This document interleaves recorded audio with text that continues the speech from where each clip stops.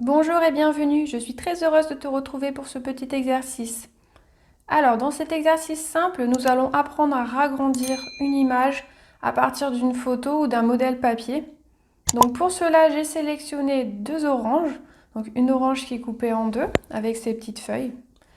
Donc pour ce faire, j'ai choisi un format carré, un 10 x 10. Mais cette technique marche aussi bien avec des formats rectangulaires, horizontales, il n'y a aucun souci là-dessus. Donc là, je suis déjà venue tracer mon modèle.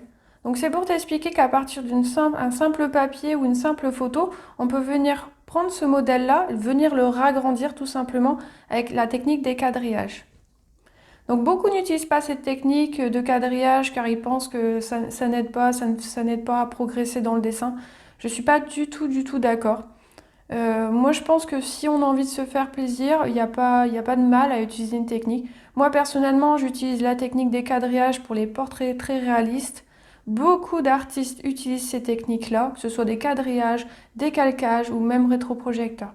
Donc, il ne faut pas t'inquiéter si tu peux entendre dire que le quadrillage, c'est pas du dessin, c'est pas vrai.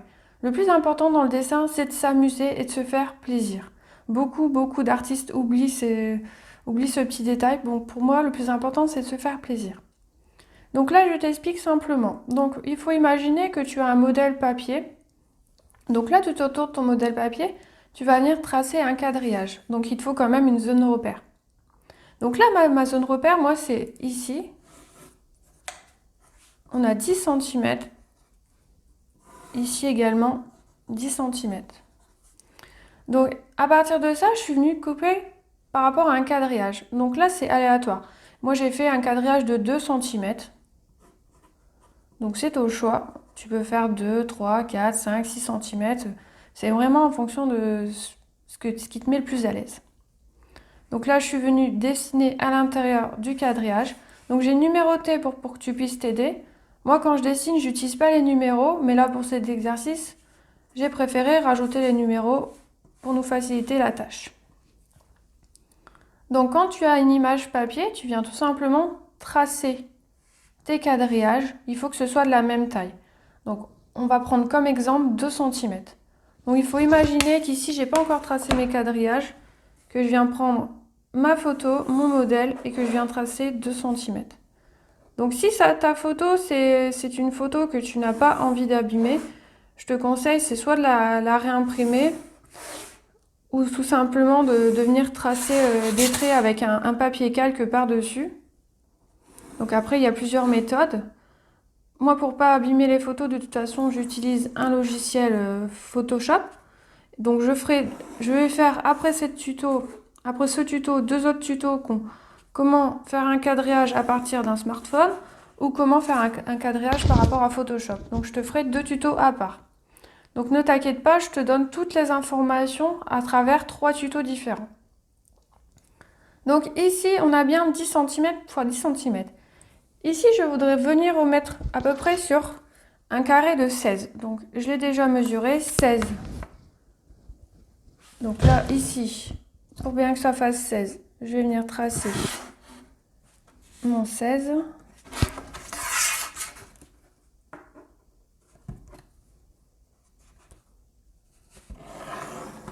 Donc ici, on va venir travailler sur un carré de 16.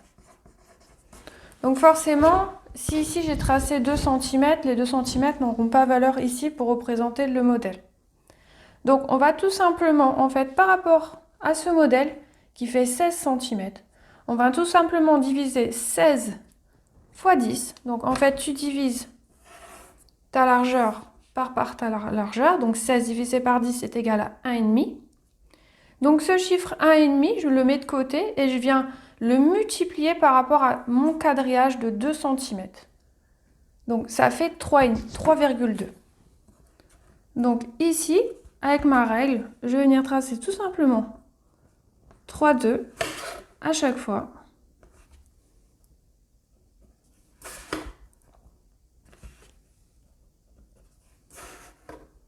Donc c'est le même principe pour tous. Donc à la fin, je suis à 3,2. Donc c'est une technique qui est infaillible, qui te permet de réussir à coup sûr ton esquisse Surtout si tu as envie de réaliser un portrait animalier pour te faire plaisir, que tu sais colorier, mais que bon, t'es pas forcément très bon en esquisse, comme moi, il faut pas avoir honte de le dire. Moi, les esquisses, c'est pas mon truc. Personnellement, moi, ce que j'adore, c'est colorier. Donc, je pense qu'il faut d'abord, dans un premier temps, se faire plaisir, et après, la technique, ça viendra. Parce qu'après, moi, je sais qu'avec le temps, je commence un petit peu à me mettre à l'esquisse. Comment dire, au plus j'en fais, au plus j'apprécie. Mais je pense qu'au début, vraiment, si tu as envie de dessiner directement des portraits animaliers, ou que tu as envie de dessiner des paysages, faut pas te bloquer par rapport à une technique. Moi, je trouve ça tellement dommage. Parce que justement, si tu te bloques par rapport à une technique, ce qui va se passer, c'est que tu vas te décourager et tu vas arrêter de dessiner. Et moi, je trouverais ça vraiment dommage. Donc après, à toi de te faire ta propre idée, tes propres envies. Après, si tu es fan et que tu adores esquisser, eh ben, esquisse, il n'y aura pas de souci là-dessus. Hop.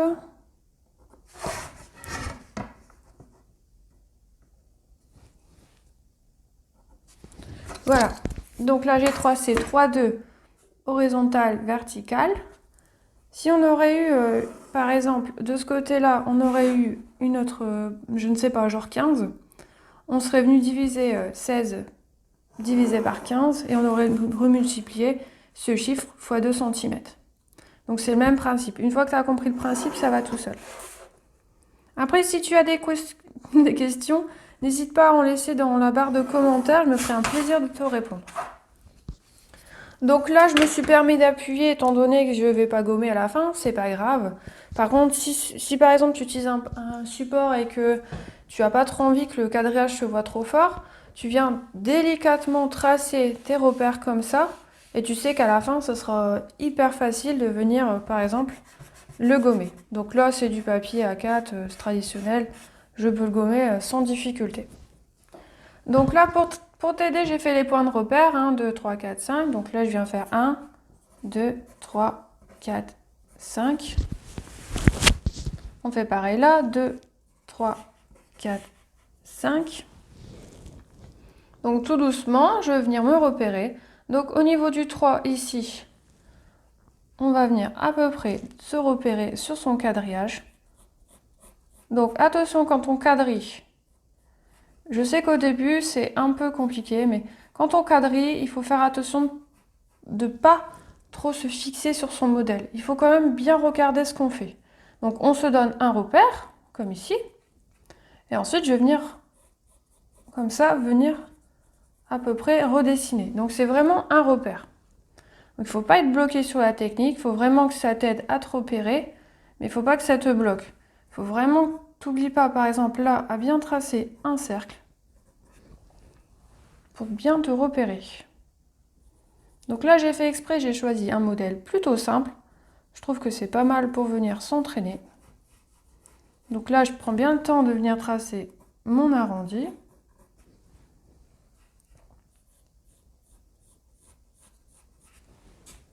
Voilà.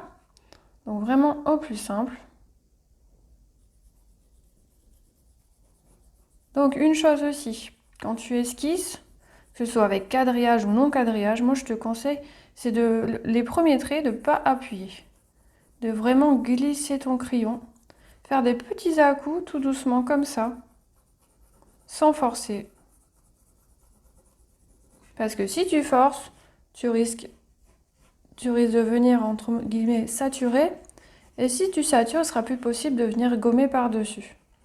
Donc là, tu vois, là je me repère. Je viens tracer tout doucement. Et j'essaie de venir les regrouper comme ceci. Donc je prends bien le temps de regarder au loin si c'est bien fait. Donc surtout, ne te frustre pas par rapport à un quadrillage. Il faut vraiment que ce soit un repère. Mais il faut pas non plus être bloqué de ton imagination sur ça. Donc c'est un bon repère. Mais le plus important, c'est de bien s'amuser quand on dessine. Donc là, je peux venir par exemple retracer mes arrondis.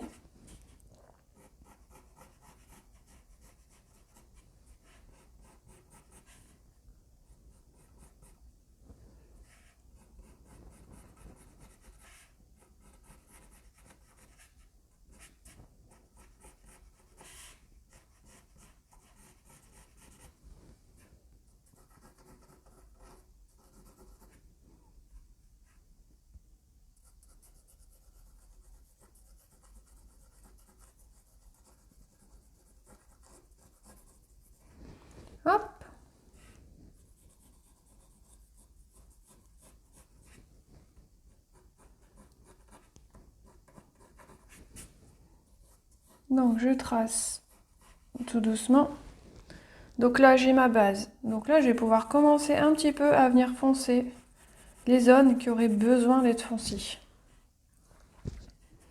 Donc sur les zones là, on va un petit peu foncer pour donner un petit peu de réalisme à notre modèle.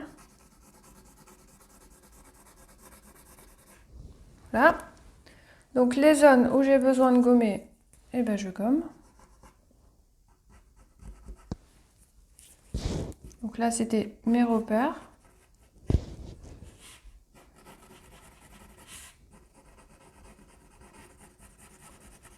Donc là forcément c'est un modèle plutôt simple, donc c'est assez facile.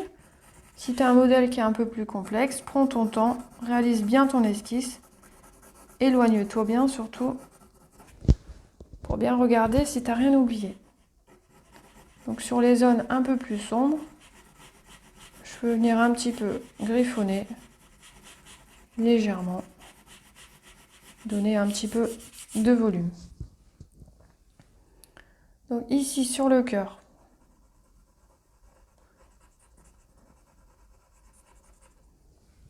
hop.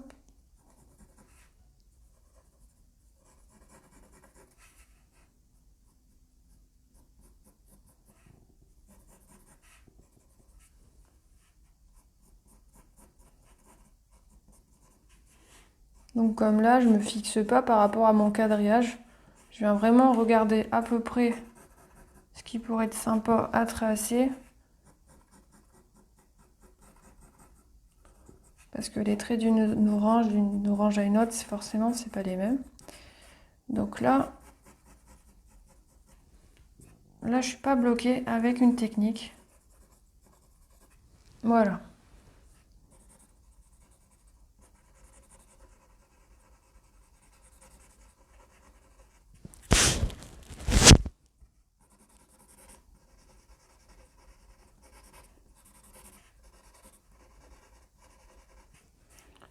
Voilà, comme là mon modèle est tracé, je foncis un peu les zones pour lui donner du réalisme et du volume.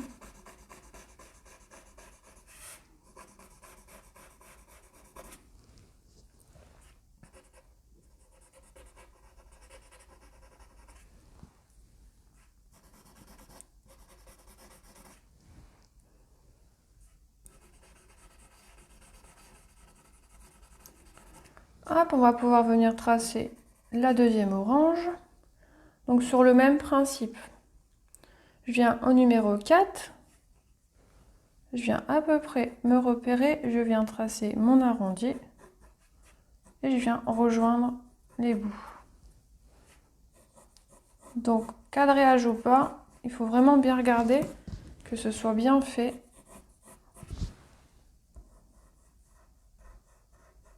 Hop. Donc on va venir rajouter notre feuille. Donc les feuilles c'est pareil, hein. Tu n'es pas bloqué par rapport à une technique, tu peux te permettre de venir les refaire sans que ce soit l'exactitude de la feuille.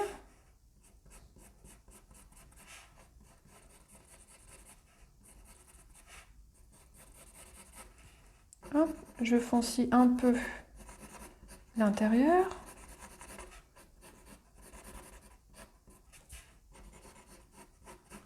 Et au plus je vais sur l'extérieur, au plus j'affine mon trait. Donc les ombres sont bien sur l'intérieur.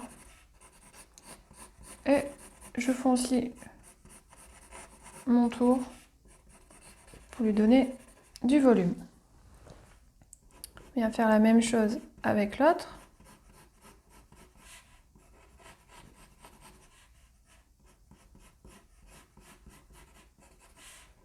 Je trace mon trait au milieu que je foncis un petit peu. Même technique, je foncis l'intérieur plus léger sur les extérieurs.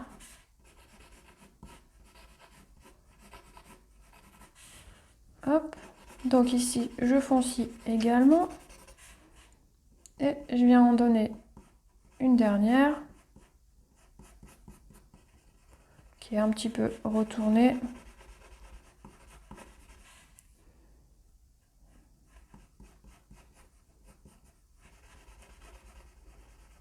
Donc on va venir foncir un petit peu.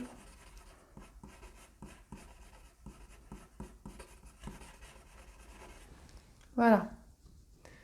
Et on va s'attaquer à notre petit orange du haut. Donc forcément, comme le modèle est plus grand, les points sont un peu plus tracés, donc un peu plus grands. Donc là, je viens foncir le tout. Je vais venir lui donner une zone d'ombrage.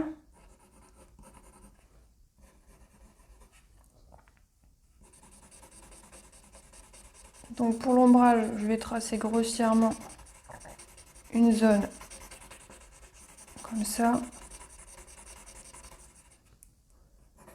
Ici, on a une zone d'ombrage aussi.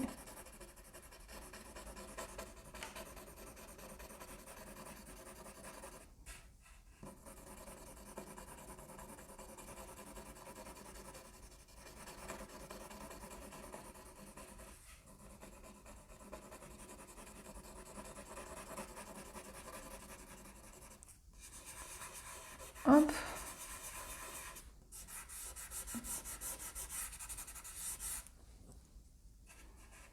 Là, je n'en avais pas mis un là, mais je vais rajouter.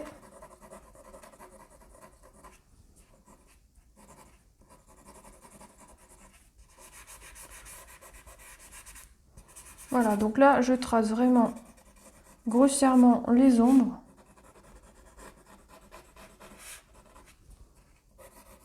Pour vraiment faire comprendre la technique.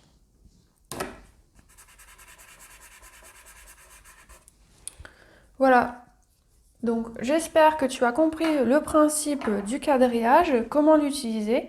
Donc comme je t'ai expliqué précédemment, donc dans cette vidéo tuto, je t'apprends uniquement à reproduire sur papier par rapport à une image.